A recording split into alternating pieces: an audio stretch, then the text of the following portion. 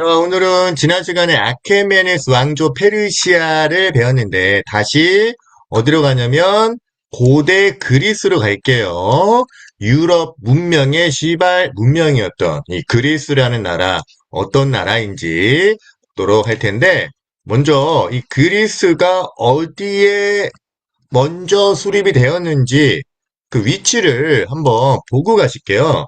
우리 교과서를 봐야 되겠죠? 교과서 몇 페이지냐면, 그렇죠. 39페이지 보시면, 그 오른쪽에 세계 지도가 나와 있잖아요.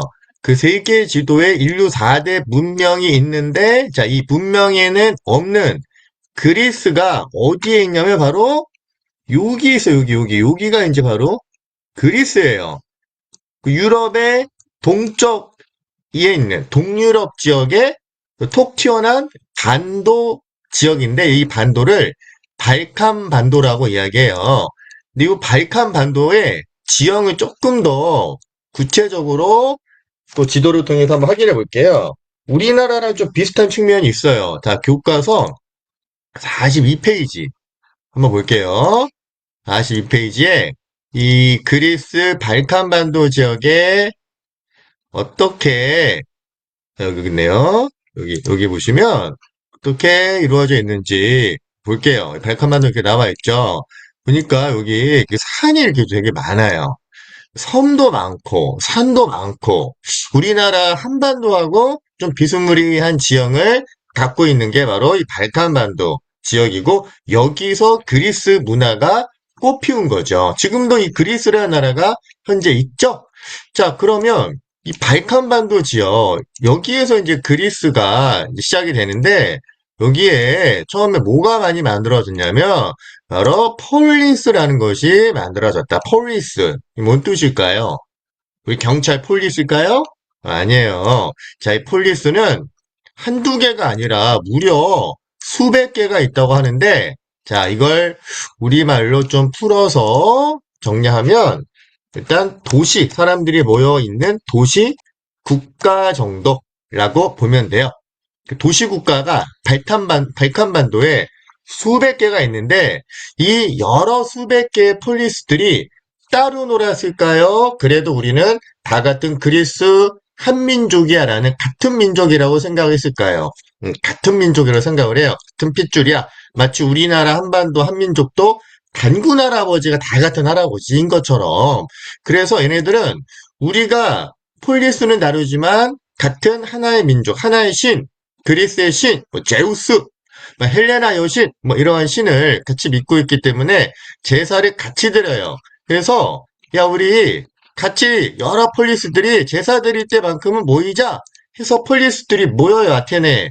그래서 막 이게 제사만 드리는 것이 아니라 폴리스들끼리 막 레슬링도 하고 달리기도 하고 뭐 싸우기도 하고 뭐 화살도 던지고 막 이런 거 이런 여러 가지 것들을 같이 모여서 이렇게 막 겨루기도 해요. 이것이 바로 오늘날 무엇의 시발점이 되었을까요?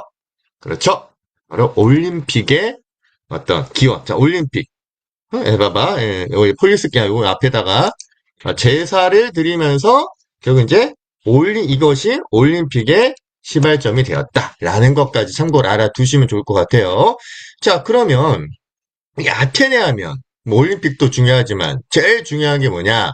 얘네들은 다른 폴리스에 비해서 뭐가 많이 발전했느냐? 민주주의가 대단히 발전해요. 민주주의. 백성이 직접 정치하는 자, 그 민주주의가 처음부터 했던 것이 아니라 처음에는 왕이 다스리는 정치. 요걸 왕정이라고 하겠죠? 요걸로 시작했지만 점차 부유한 평민이 등장을 하게 돼요. 평민들이 좀 부유하다 보니까 얘네들끼리 이제 전쟁을 많이 할 거 아니야. 폴리스들이 여러 개 있고 다른 민족, 우리 특히 페르시아랑 전쟁 많이 했잖아요. 자, 그러다 보니까 부유한 평민들은 직접 사비로 이제 자기의 개인 비용으로 이제 무장을 해요. 그래서 이제 참전을 해. 전쟁에 참전을 해요. 그러다 보니까 당연히 평민들의 지위가 어떻게 돼요? 높아지겠죠. 지위가 굉장히 높아져요. 자기는 아니면 전쟁에서 지는 거야. 망하는 거야.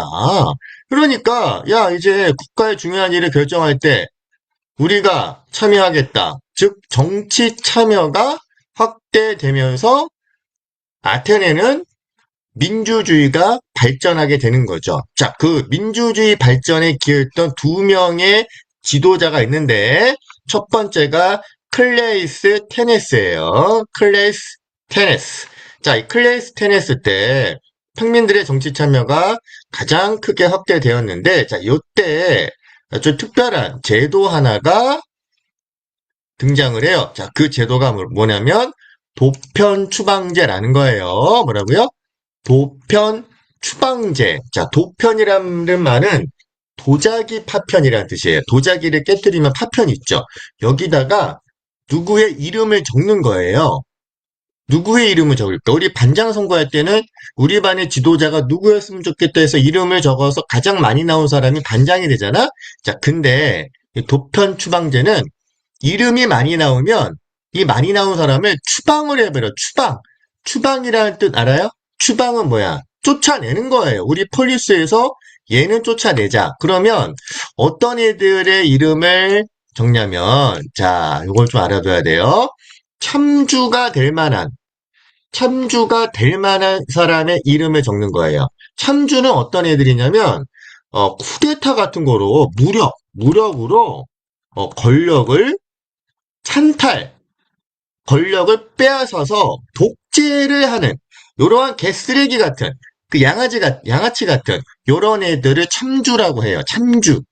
뭐 이름은 좀 뭔가 있어 보이는데, 쓰레기 양아치예요. 내가 참주인이야. 아무도 인정하지 않았는데, 힘으로. 그래서 우리 동강중학교에서도 밤마다 일진이 될 것 같은, 얘는 조폭이 되어서 우리 반에 학교 폭력을 많이 행사할 것 같아. 그래서 미리 투표를 하자. 그래서 이름이 제일 많이 나오면 이 쓰레기 같은 일진 개 양아치는 다른 학교로 미리 쫓아내자. 뭐 이러한 도편 추방제와 같은 제도를 도입하면은 좋겠니? 안 좋겠니? 뭐 좋을 것도 같네요. 자, 요게 바로 도편 추방제예요. 그래서 이런 것들이 있다는 거는 그만큼 민주주의를 미리 지키겠다. 독재를 예방하겠다. 뭐 이러한 제도를 도편 추방제라고 하고요. 이것을 클레이스 테니스라는 지도자가 했다는 거예요. 자, 근데 이것보다 좀 더 민주주의의 전성기를 이끌었던, 자, 이분이 바로 누구냐? 이분은 역시 아주, 어, 클래스가 좀 달라요. 자, 이거 좀 작으니까 옆에다가 쓸게요. 누구냐면, 페리 클래스예요. 아주 클래스가 페리급. 우리 자동차 페리 알아요? 페라리. 자, 페리 클래스라는 사람이, 요 사람이 민주주의를 아주 크게 전성기로 이끌었는데, 자, 어떤 제도를 이 사람은 마련했냐면, 성인 남자에게 누구에게나 공직, 국가의 관직을 부여하는데 어떻게 부여했느냐? 야, 대박이죠. 어떻게 부여했대요? 추첨을 했대요. 추첨. 추첨이 어떻게 보면 가장 민주적인 정치라고 볼 수 있어요. 선생님도 우리 반에서 뭐 예를 들면 화장실 청소를 누군가 해야 돼. 아무도 안 하려고 그러죠. 그럼 뭘로 하면은 아이들이 이거를 인정할까요? 가장 편하게 선생님이 활용했던 민주적 방식이 있어요. 뭘까요? 추첨인데 추첨은 좀 번거로우니까 그 자리에서 가위가위보 하는 거예요. 야, 가위가위보 진 사람 2명 끝나고 화장실 청소야. 뭐 이렇게 좋은 것도 아니면 또 반장을 가위가위보로 정했다. 좋은 거든 나쁜 거든 추첨으로 하면 그냥 그거에 대해서 그냥 받아들이는 거예요. 크게 저항이나 반발이 없어요. 그래서 이거 되게 민주적인 방식이라고 볼 수 있는 거죠. 그 다음에 공직 수행하면 이제 수당도 지급했다. 그러니까 그만큼 아테네가 나름 경제적으로 부유했다는 얘기야. 그럴 수 있었던 이유는 우리 좀 이따 볼 텐데 이 그리스가 페르시아와의 전쟁에서 어떻게 했니? 승리했잖아.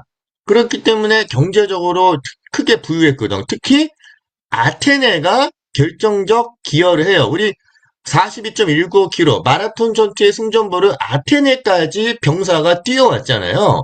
아테네가 결정적 역할을 한 폴리스라고 보면 돼요. 그러다 보니까 아테네가 페르시아를 물리치고 나서 경제적으로 막 이렇게 부유하다 보니까 추첨해서 뽑힌 사람들한테 이제 월급을 주는 거예요. 풍족하게. 그리고 나서 또 하나, 민주정치를 하더라도 이때는 직접 직접 민주정치. 이게 이제 발전했다고 그래요. 자, 직접 민주정치는 평민들이 모두가 다 직접 선거를 한다든지, 직접 정치를 한다든지 하는 거예요. 간접이 아니란 얘기예요. 우리 사람들, 우리 지역을 대표를 뽑아가지고 대표만 정치하는 것이 아닌 우리가 직접 정치에 나설 수 있는 거예요. 그러나 한 가지 이 직접 민주정치의 한계점이 있어요. 여기 한계. 한계가 뭐가 있냐면 우리 여학생들이 좀 빡칠 만한 얘기네요. 자, 한계 여자들. 여성 시민들은 시민들임에도 야, 여자들은 꺼져. 뭐 이딴 식으로 했단 얘기예요. 야, 외국인 꺼지고 노예 인간도 아니야. 재수없어. 꺼져. 뭐 요렇게 여자, 외국인, 노예 이들은 직접 민주정치에 배제되었다는 얘기죠. 요 점이 좀 아쉬운 점, 한계점이라고 볼 수 있는데 그래도 남자 시민들에 한해서는 모두가 다 직접 정치에 참여했다라는 그러한 당시의 상황을 생각해 봤을 때 민주 정치가 대단히 크게 발전했다라는 거를 볼 수 있는 거죠. 자, 어느 지도자일 때? 페리클레스일 때. 페리클레스. 클레스가 대단히 크구나, 높구나, 뭐, 이렇게 기억하면 되겠고요. 자, 그 다음에, 또 폴리스 중에 아테네와 더불어서 아테네와의 라이벌 폴리스타가 있죠. 우리 학원에도 이러한 이름이 많이 등장을 하죠. 뭐예요? 스파르타. 자, 스파르타는 이 폴리스를 지배하는 지배인들이 대단히 적어요. 전 국민의 약 5%도 안 돼요. 그러니까 95% 이상의 피지배인들을 강력하게 통치하려고 하다 보니까 남성 시민들을 어려서부터 엄청나게 군사훈련을 강하게 시키는 거예요. 그러니까 하나의 군사로 아기 때부터 교육을 시키고 훈련을 시키는 거죠. 제대로 따라오지 못해? 야, 죽여! 뭐 이런 식으로. 이렇게 이제 스파르타는 군사훈련을 좀 강하게 시키다 보니까 당연히 폴리스 중에 뭐가 좀 발전하겠니? 군사력은 좀 강해겠죠. 군사력. 군사력은 좀 강해요. 군사력은 대단히 강했던 폴리스가 뭐였다? 스파르타였다. 그래서 여러분들 우리 학원이나 어떤 집단이 야 민주주의가 뭐가 없어. 그냥 시키면 해. 못하면 쳐맞고 쫓아내고 강력하게 군대식으로 교육하는 이러한 그 조직 뭐 이런 데를 이제 스파르타식이라고 하잖아요. 자, 근데 이 그리스도 점점점 어떻게 돼? 쇠퇴하는데 자, 쇠퇴하기 전에는 일단 전성기를 맞이해요. 언제냐? 그리스 페르시아 전쟁에서 승리했을 때. 자, 아케메네스 왕조 페르시아와 그리스가 전쟁했던 이 전쟁에서 그리스가 승리한 거야. 특히 이제 아테네가 이 전쟁을 주도했다고 했죠. 근데 아테네가 이 전쟁 이후에 겁나 잘 나가는 거예요. 대세가 되니까 아니 저 아테네 애들이 말이야 좀 너무 깝치는데 해서 누가 여기에 조금 빈정을 상했냐면 스파르타가 빈정을 상하게 되는 거예요. 왜냐면 아테네가 잘 나가니까 주변 폴리스들이 막 아테네에 들러붙어요. 그래서 이 아테네를 중심으로 하는 폴리스들이 동맹을 맺어. 그걸 뭐라고 하냐면, 자, 좀 내려가야겠네요. 그거를 델로스 동맹이래요. 델로스. 줄게요. 아테네가, 이제, 야, 우리를 따르는 폴리스들은 델로스로 델로스가 아테네의 섬이에요. 그래서 이제 이걸 델로스 동맹이라고 하는데, 그러니까 스파르타가, 야, 자식들, 저 새끼들이 말이야, 쟤네끼리 뭉치고 있네? 야, 우리도 뭉쳐.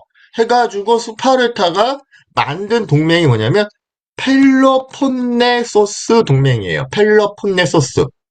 자, 펠로폰네소스는 결국 스파르타의 동맹이고요. 델로스는 아테네 중심의 동맹인데 얘네 이 동맹과 동맹이 한판 뜬 거야. 그걸 뭐라고 하냐면 펠로폰네소스 전쟁이라고 하는 거예요. 왜 펠로폰네소스 전쟁이라고 했을까?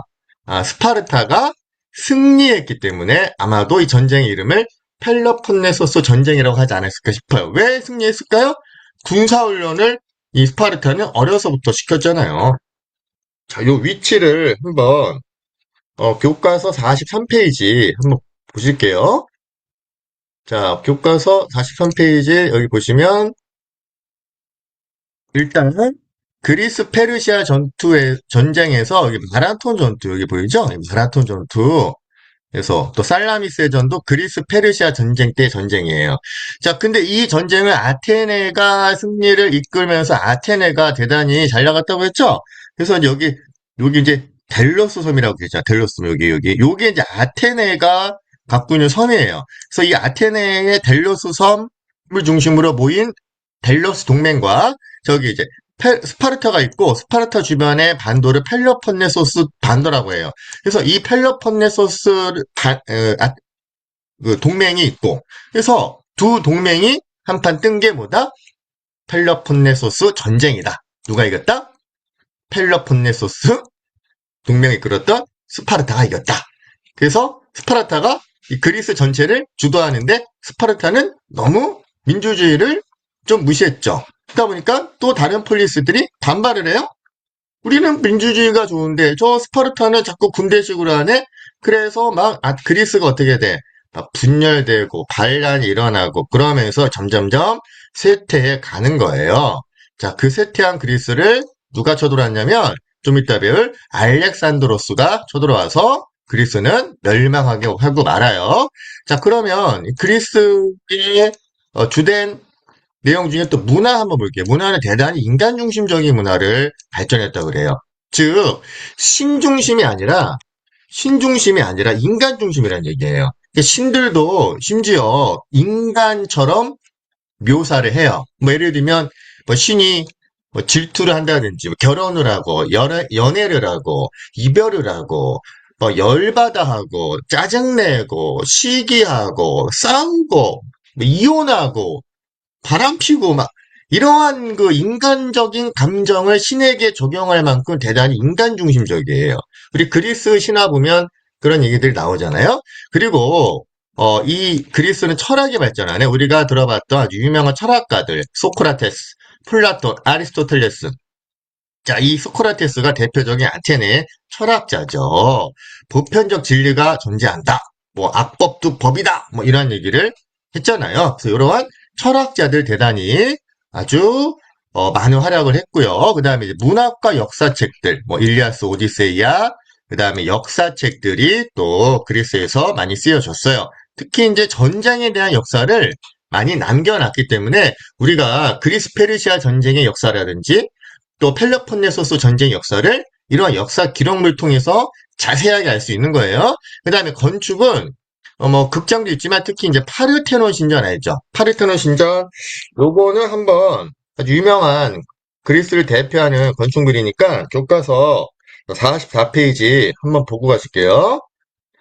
자, 우리 파르테논 신전 기둥이 막 이렇게 있는 그러한 건축물 지금 이제 이렇게 터만 남아 있는데 보세요. 여기 보시면 기둥이 이렇게 쫙 있는 요거 열주식이라고 하는데 이 기둥과 기둥의 사이 뭐 높이 뭐 이런 비율이 아주 황금 비율을 이루어서 보는 사람을 하여금 안정감이 있고 균형미가 있는 이러한 미를 추구했던 건축물이 파르테논 신전이다. 이러한 그리스의 건축 양식이 지금 우리나라에도 어떤 데가 많이 볼 수 있냐면 대학에 가면 많이 볼 수 있어요. 그 대학의 건물들이 이렇게 기둥을 막 이렇게 쓸데없이 많이 막 이렇게 만들어요. 요거 다 이 그리스 건축 양식, 파르테논 신전 양식을 따라한 거다. 이렇게 또 볼 수 있는 거죠. 다시 돌아오면, 자, 근데 이 그리스 결국 누구한테 망했다? 알렉산드로스한테 망했다. 그래서 이 알렉산드로스는 이 그리스 반도 그 위쪽에 있는 마케도니아라는 나라가 있어요. 마케도니아. 지금도 이 나라가 있어요. 이 마케도니아의 왕이었던 젊은 왕 그 알렉산드로스가 그리스를 이미 정복을 해요. 이거 하나 더 추가하자. 그러면 그리스 정복한 후에 그리스 펠로폰네소스 전쟁하고 막 분열되고 맨날 싸우고 있는 그리스를 정복한 이후에 그 다음에 어디까지 원정길에 나갔느냐? 동쪽에 보니까 신기한 애들 있네? 동방신기하네? 자, 동방신기 몰라요? 자, 동방지역. 그 동방지역에 누가 있냐면, 우리가 또 아까 계속 배웠던 누가 있어요? 페르시아 제국. 우리 아케멘에서 페르시아 제국. 페르시아 제국이 그리스한테 대패한 이후에 아주 정신 못 차리고 있네? 자, 쟤네들, 야, 우리 가자! 먹자! 해가지고 이제 동방까지 다 먹는 거예요. 그래서 엄청난 제국을 건설해요. 그래서 이 알렉산드로스 제국은요, 유럽, 유럽과, 그 다음에 아프리카, 먹고 이집트 문명 먹어요, 얘네가. 그 다음에 아시아, 3개 대륙, 3개 대륙을 제패한 그 엄청난 제국을 건설했던 것이 바로 알렉산드로스 제국이에요. 자, 그러면 이 어마어마한 제국의 영토, 교과서 45페이지 지도 한번 볼까요? 보세요. 와, 어마어마하죠? 원래 이 알렉산드로스 제국의 시발 국가는 뭐였다? 여기 이제 마케도니아였어, 마케도니아. 얘네들이 어디로 내려온 거야?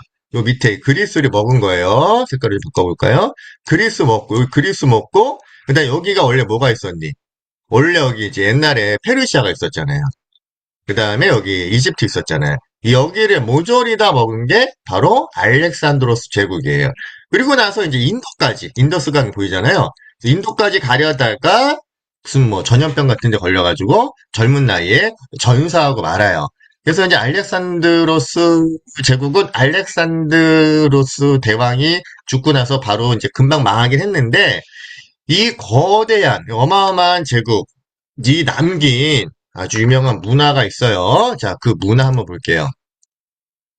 다시 교재. 자, 이 문화를 우리가 이해하기 위해서 알렉산드로스의 정책부터 알아야 돼요.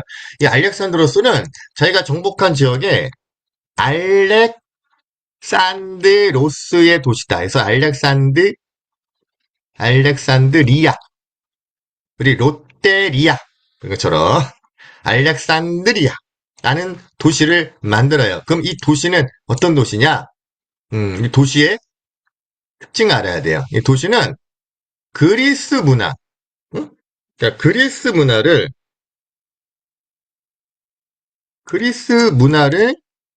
동방에 전파하기 위한 도시예요.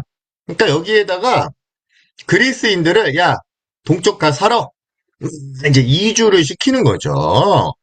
그러니까 그 페르시아 동방 지역을 정복하고 통치하는 것으로 끝내는 것이 아니라 그리스 사람들을, 야, 니네가 그쪽에 넘어가 살아서 그리스 문화를 좀 전파해. 뭐 이러한 의도가 있다고 볼 수 있는 거죠. 그리고 그 다음에 동방의 군주정, 동쪽 보니까 페르시아가 있었잖아요. 페르시아는 우리 기억나죠? 왕의 눈, 왕의 길, 뭐 왕의 뭐 귀, 뭐 이러한 그 군주가 절대 권력을 갖고 있는 군주정이었잖아. 근데 그리스는 민주 정치였고, 근데 왕 입장에서는 민주 정치가 좋아요? 군주 정치가 좋아요. 그렇죠. 강력한 군주가 통치하는 군주정이 좋죠. 그래서 이 알렉산드로스는 동방의 군주정을 수용했다. 아, 동방은 왕권이 엄청 강하네? 신기하네? 동방 신기하네? 자, 그래서 이걸 이제 수용했다는 얘기야. 그러면서 정복한 지역의 사람들을 이 제국의 관리로도 등용하면서 이 페르시아 쪽의 아시아 사람들과 그리스 쪽 사람들을 조금 융합하는 이러한 정책을 추구하게 돼요. 이제 그러다가 이제 이 왕이 죽으면서 이제 망하고 로마한테 흡수가 되는데 나라는 일찍 망했지만 이 제국이 남긴 문화는 대단히 오래 이어져 가요. 그 문화를 뭐라고 하냐면 헬레니즘 문화라고 해. 헬레니즘 문화, 헬렐레 하는 헬레니즘 문화예요. 자, 헬레니즘 문화의 특징은 일단 그리스 문화에 이게 이제 기반이에요. 여기에 동방 문화, 그러니까 아시아 문화, 페르시아 문화, 이 두 문화를 융합한 문화가 헬레니즘 문화인데 그 헬레니즘 문화를 대표하는 세 가지 조각상이 있어요. 자, 요 조각상을 한번 알고 가시면 좋을 것 같아요. 아주 유명한 조각상이 있어요. 이 조각상을 보면 굉장히 헬렐레하죠. 자, 요거 선생님이 교과서에는 요 라오콩 군상 하나 있는데 자, 하나만 보면 안 돼요. 세 가지를 다 봐야 돼요. 자, 우리 세 가지 한번 볼게요. 자, 여기 보시면 자, 첫 번째가 우리 교과서에 나와 있는 라오콘 군상이야, 라오콘. 이 라오콘은, 그러면 트로이 목마 혹시 기억해요? 들어봤어요? 페르시아랑 그리스가 전투할 때 트로이에다가 이제 그리스가 목마를 거진 목마 나무로 만든 말을 이렇게 궁궐 안에 들여보내게 하잖아요. 그 안에 전투병을 숨겨놓고 그래서 안에 들어간 목마가 이제 나중에 전투병이 튀어나와서 문을 열게 하는 그러한 전략을 이 라오콘이 제사장이에요. 뭔가 좀 느낌이 좀 이상한 거예요. 쎄한 거예요. 그래서 야, 저기 좀 위험하니까 가져오지 마, 들어오지 마. 이렇게 이제 경고를 하니까, 어, 그리스가 믿는 바다의 신 포세이돈이, 야, 저씨 라우콘, 쟤 안 되겠다. 쟤 위험하다 해가지고, 뱀을 보냈대요. 뱀을 보내가지고, 그, 두 아들까지 뱀을 보내서, 이제 뱀에 물려 죽게 하는, 그 아들과 본인이 뱀에 물려 고통받는 그 순간을 이렇게 보여준 거예요. 되게 고통스러워하고 있어요. 그리고 인간의 몸이 굉장히 어때요? 있는 그대로 드러냈죠. 완전히 다 벗고 있네요. 그래서 대단히 이제 사실적인, 요러한, 뭐 옷을 입지도 않아요. 헬렐레 하죠. 우리 여학생들 좀 헬렐레 하죠. 헬레니즘 문화의 대표적인 게 라오콘이에요. 근데 우리 남학생들도 좀 헬렐레 할 만한 게 있네요. 자, 바로 이거예요. 이게 바로 니케의 상이야. 니케. 자, 이게 니케예요. 근데 날개 하나가 좀 살짝 부러져 있네? 한쪽 날개가 이제 주로 있는데, 요 니케를 영어식 발음으로 하면 뭘까요? 요게 승리의 그리스 여신이거든요? 승리의 여신. 자, 요게 이제 뭘까요? 바로 뭘까요?